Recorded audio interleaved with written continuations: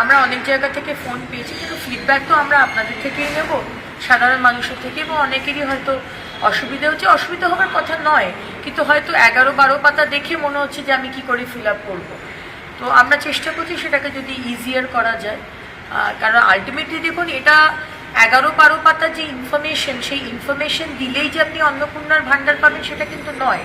কারণ আগামী দিন অনেক কেন্দ্রের যোজনা আসবে এবং সেই যোজনাগুলোর জন্য আমরা ইনফরমেশন ডেটা নিয়ে রাখছি, কিন্তু এই ডেটার বেসিসে কিন্তু আপনি অন্নপূর্ণার ভাণ্ডার পাবেন কি না, অন্নপূর্ণা যোজনা পাবেন কি না পাবেন তা কিন্তু নয়।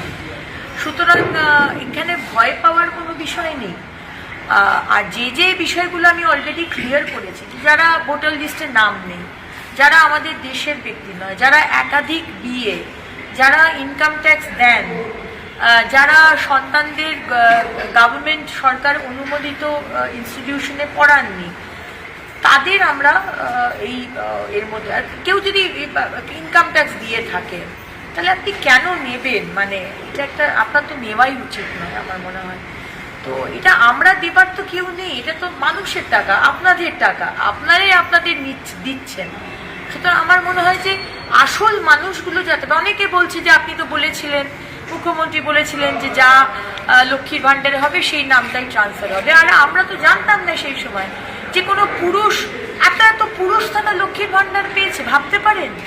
এটাকে আমি চাইবো যে আমাদের টাকা, আপনার টাকা পুরুষরা পাবে? তাহলে কার্তিক ভাণ্ডার বা গণেশ ভাণ্ডার করা উচিত ছিল, লক্ষ্মীর ভাণ্ডার নামটা দিলেন কেন?